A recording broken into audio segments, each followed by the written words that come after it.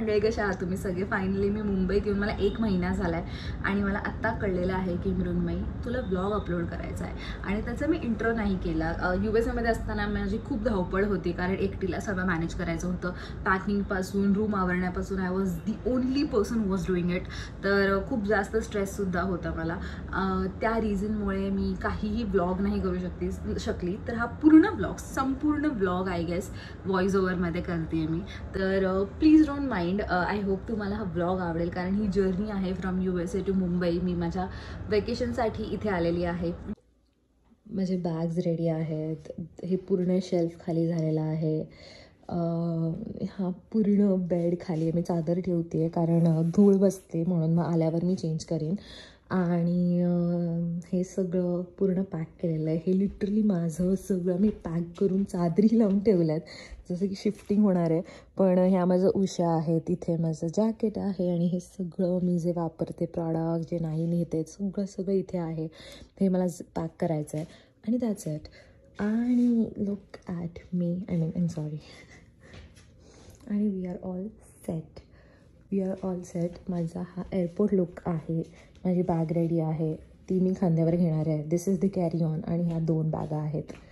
आणि दिस is my airport look. मी खूप casual ठेवला आहे आणि ॲज युजल ब्राऊन माझं वाईब होतं त्या दिवशीचं.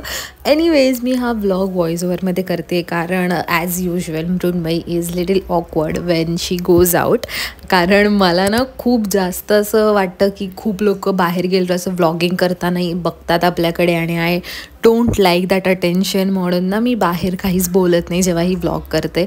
सो म्हणून मी ठरवलं की मी तुमच्यासाठी हे क्लिप्स घेईन आणि मग मी तुम्हाला व्हॉइस ओव्हरमध्ये सगळ्या गोष्टी शेअर करीन. आणि कधी कधी व्हॉइस ओव्हरमध्ये तुमच्यासोबत शेअर करण्याची मजाच वेगळी असते. पण एनिवेज मी खूप लेट व्लॉग पोस्ट करते त्यासाठी सो सॉरी. कारण इथे मुंबईत आल्यानंतर सगळ्यांना भेटून मी एवढंही मजा करते कारण थोडे दिवसांसाठी का होईना पण येस मी मुंबईत आली आहे. माझं समर वेकेशन सुरू आहे म्हणून ठरवलं की चला घरी जाऊया.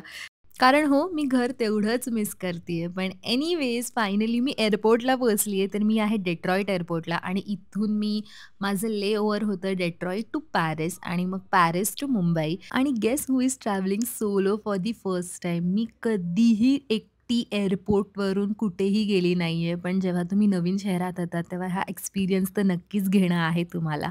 आणि मला एवढी झोप आलेली, मी खूप ड्रेन झालेली कारण मागचा काही आठवडा एक्झाम वीक सुरू होती. त्यानंतर बॅग पॅकिंग होती, पूर्ण घर आवरलं, रात्रभर झोप नव्हती. तर सगळंच एकदमच आलं आणि खूप टायरिंग होतं माझ्यासाठी ते. खरं सांगू का एवढे सगळे इमोशन्स असे एकत्र आले आहेत की समजतच नव्हतं की नक्की चाललं काय आहे आयुष्यात. म्हणजे कोण अग्री करतं जेव्हा तुमच्याकडे सिबलिंग्स असतात तुम्हाला विंडो सीट मिळतच नाही कारण ते लहान असल्यामुळे ते रडून विंडो सीट घेतात आणि तुम्हाला बाजूलाच बसावं लागतं.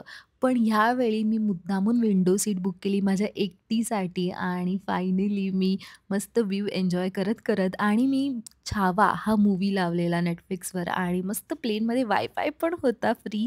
तर तो मस्त मूव्ही एन्जॉय करत दिस वॉज माय एक्सप्रेशन जेव्हा मी मूव्ही बघत होती. ब्रेकफास्ट नंतर लगेच लंच आलं आणि लंचमध्ये ब्राउनी, काही बिस्किट्स होते आणि काय होतं, पास्ता होता आय गेस.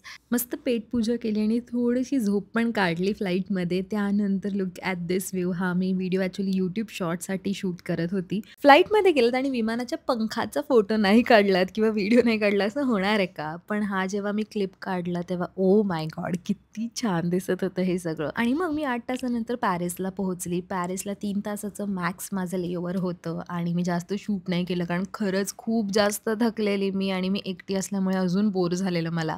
पण त्यानंतर मी फ्लाईटवर बोर्ड केलं आणि मग मुंबईसाठी फायनली निघाली. मी खरं सांगू का पॅरिसमध्ये ना मी आयफेल टॉवर शोधत होती एअरपोर्टवर पण मला खरंच खूप इच्छा आहे आणि मी मॅनिफेस्ट करते की please do manifest Mrunmayi in Paris. आणि त्यानंतर फायनली मी मुंबईला पोहोचली. I mean that feeling. ही फिलिंग कशी एक्सप्रेस करू आय डोंट नो. पण घरी आली हाय आणि तिला पहिलेच आंबा खाऊन काय बोलतात वेलकमला मराठी काय बोलतात स्वागत नाही हां. आणि इथे डॅफूला पण थोडे खेळणे आणले गाईस. तीच ते बघते.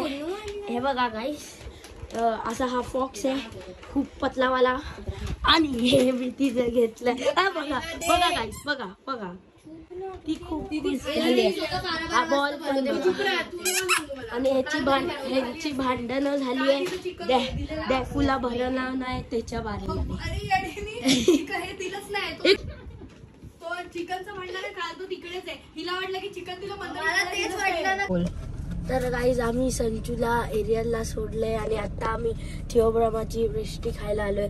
तर मी ऑरिओवाली घेतली आणि त्यांच्याकडे हेझलनट आली नव्हती, तर मी ऑरिओवाली खाते आणि टेस्ट करून बघा कशी हाय. जोपर्यंत मी मुंबईत आहे तुम्हाला तर खूप सुंदर असे व्लॉग्स बघायला भेटणार आहेत, खूप एंटरटेनिंग व्लॉग्स येणार आहेत. So stay tune. पण जेव्हा घरी आली तेव्हा सगळे मिळून आम्ही आमचे जुने व्लॉग्स बघत होतो. ती मज्जाच वेगळी होती.